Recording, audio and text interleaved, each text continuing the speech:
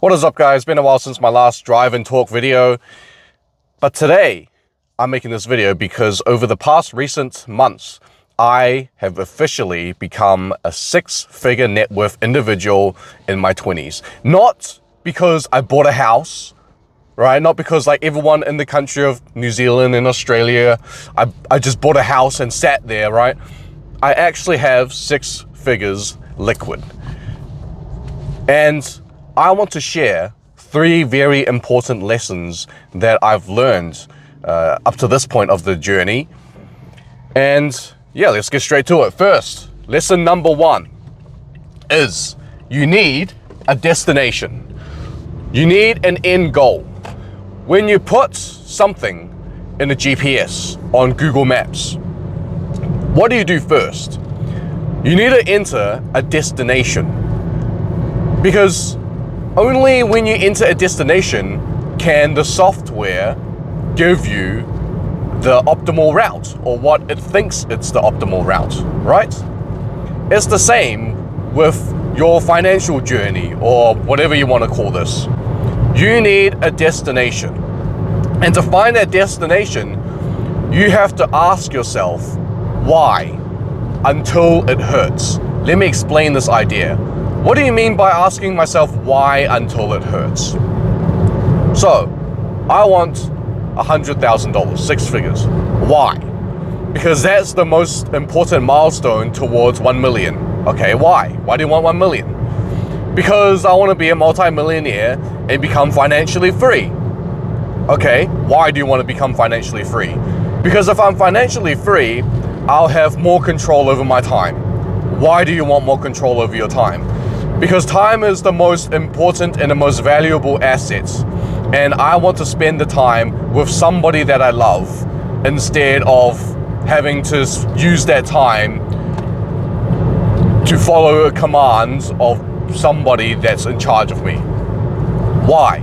Because when I spend my time with my kids, that means I can raise my kids. I can have better quality time with my family while I'm still alive.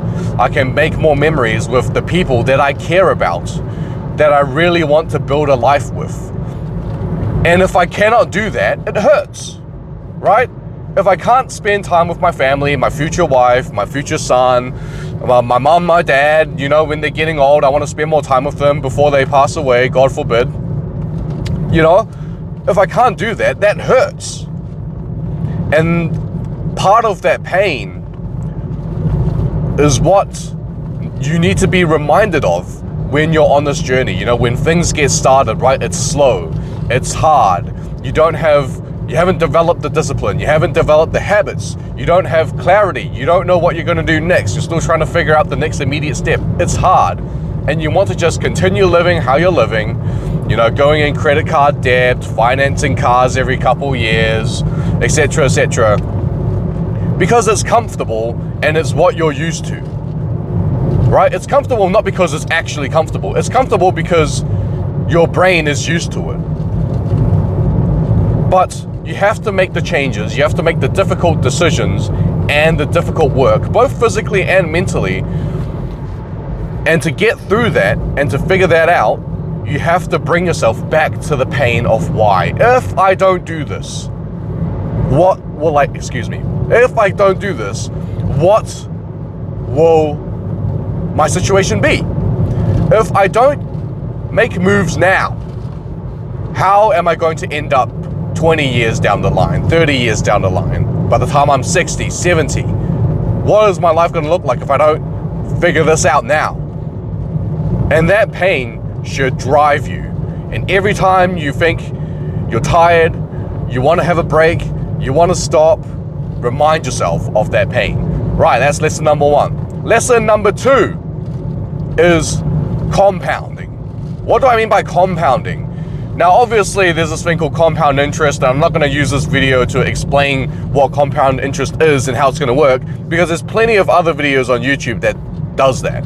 What I mean by compounding is not necessarily the money you put in, although of course that is the big factor.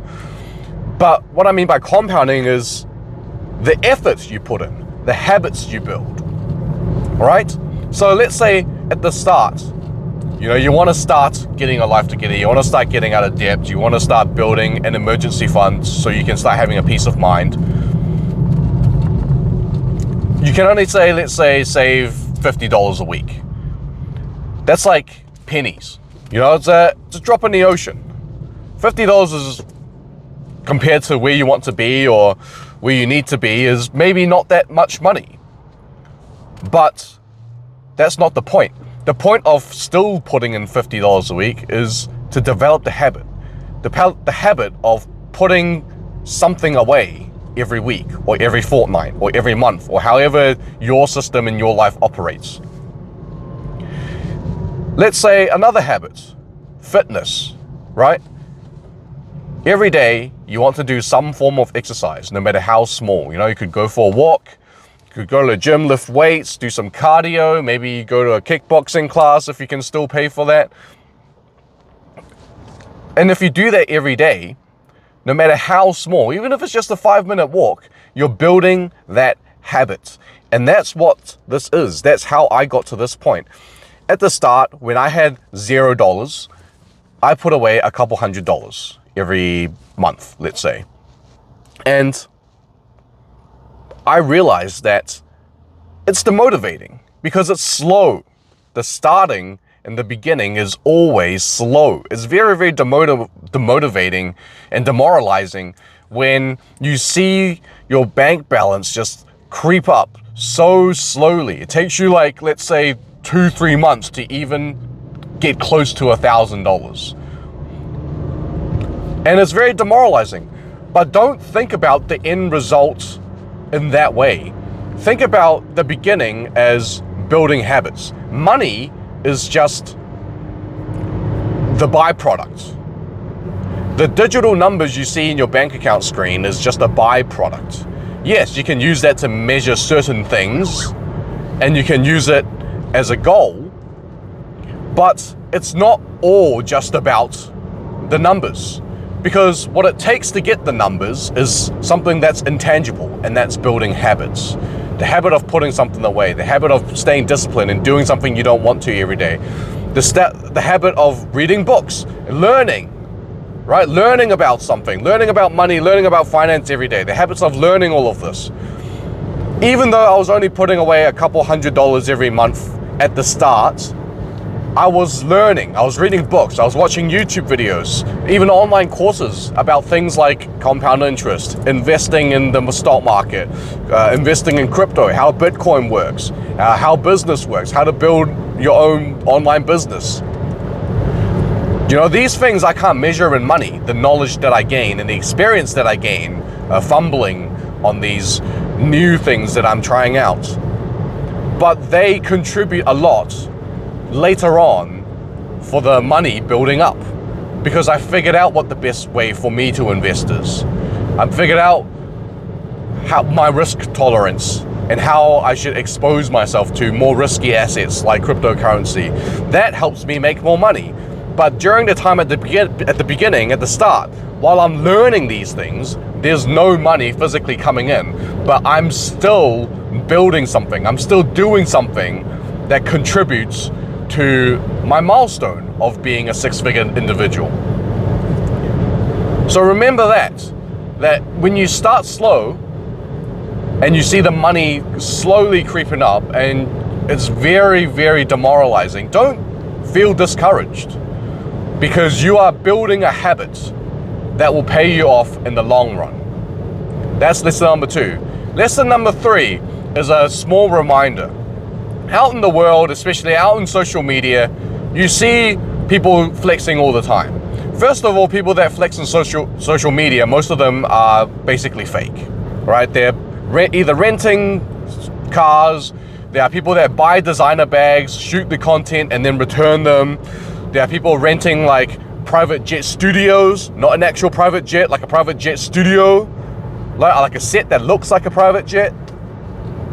You know, maybe in the real world, sometimes you're driving around town, and I see this often. You know, I see cars that are a lot better, a lot flashier. They're the cars that are closer to what I want. You know, I've seen a Lamborghini drive past me. I've seen a few nice Porsches, some nice BMWs. And I'm here driving my Toyota Hybrid, right? And the reminder is that, yes, those people have those things. And those might be legit things that you want, like me. You know, I want a nice car at some point. But you have to remind yourself that, first of all, from a logical standpoint, that buying a car like that is very detrimental to your process, right? I guess if your final goal is to buy the car, then, you know, you buy the car, right? If that's a big enough goal for you to get motivated by, then by all means, it's your life, it's your happiness, it's what you want. But let's say if the goal is to build long-term wealth and become a multimillionaire like me, then buying a 70 grand car when I have $110,000 is not exactly a good idea, right? Because the car is not the end goal for me. So when I see those cars, right, I always remind myself, just remember, you're seeing them around you because you're thinking about your end goal more. You're visualizing your end life, you know, the life that you will be living more. So therefore the real world, you know, spawns these things in front of you. But also, it's not your time yet to own them. You are seeing them, and you're seeing people driving them, and you're seeing them around you, yet you don't own them, and that's because it's not your time yet. Remember, you are on the path to your own final destination. And in many cases, the final destination is not the car. It's not your time yet. Your time will come, but not yet. And that is just a reminder you have to keep telling yourself. And sometimes you can even use it as a motivator, you know? Like if I see one of my dream cars driving down on the opposite side right now, I think to myself, man, more and more people are having these cars. It's becoming more and more common. You know, that means I need to work harder and work faster and figure things out faster and, you know, just start pumping them a bit more so I can get closer to those, to what I want, part of what I want. So those are the 3 lessons to summarize. Number 1, you need a destination. You cannot get anywhere, you cannot find any route without a destination. Number 2, compounding habits. When you are learning and when you're developing habits and discipline, you don't see that at the beginning in the form of bank dollars, of dollars in your bank account. So even though you don't see the dollars in your bank account, those are still important skills that will eventually compound, and they will all fit together like pieces of the puzzle, and then the money will come in the end. So when you're building your habits and you're not seeing any money coming from it, don't give up.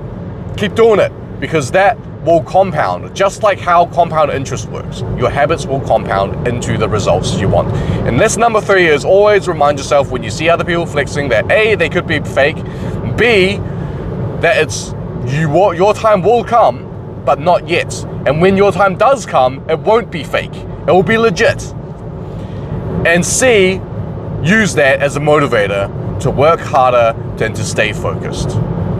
So that's what I want to share with you guys today. And yeah, book readings. I'm still doing my book readings, so stay tuned for that. And thank you guys for watching, and I'll see you guys on the next one.